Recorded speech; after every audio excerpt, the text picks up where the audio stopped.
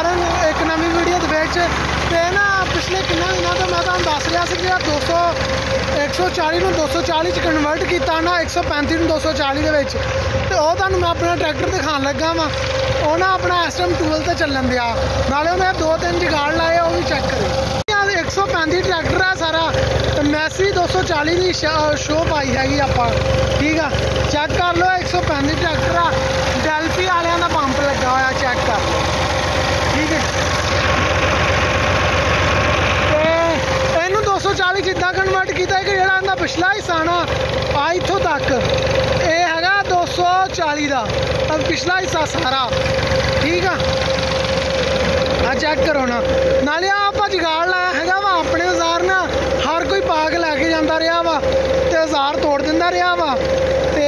इस वजह तो आप फाड़ी बना के ना लम्मियां हुक लम्मी की हैगी इनकी इनकी और गल कर ली जो अगला जो रेडिएटर है ना वो जो साह लैन वाला कहते हैं इतों खड़ के इतने किया है नहीं कींदा चेक कर लो हाँ अगे रेडिएटर आ साह लैन वाला इतने लाया है आप इस टाइम चलन दिया वैसे टूबल से इनू बंद तो भी ताड़ी आवाज़ चेक करावांगे तो साउंड चेक कर लो कितना प्यारा दे रहा एक बार साउंड चेक कितना कितना प्यारा दे रहा इनू सलफ देखो कितना छोटा जहा लाया है आप 135 है ठीक है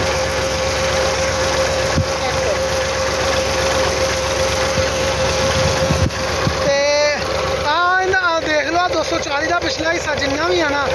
सारा 240 का पाया है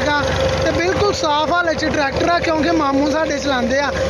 तो ना उन्होंने को होंगे दूसरे फार्म के उपर चेक कर लो क्वालिटी इनकी इन्ना प्यारा साम के रखा है ट्रैक्टर आ हजे भी अपने ना 240 वगैरह टक्कर देंदा ठीक है तो आ खूह चेक कर लो कितना डूंगा वा ठीक है इन्ना डूंगे खूह तो भी बिल्कुल स्लो रेस से चलन दिया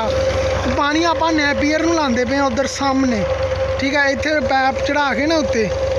बन के तो सीधा लग रहा नैपीयर नूं पानी।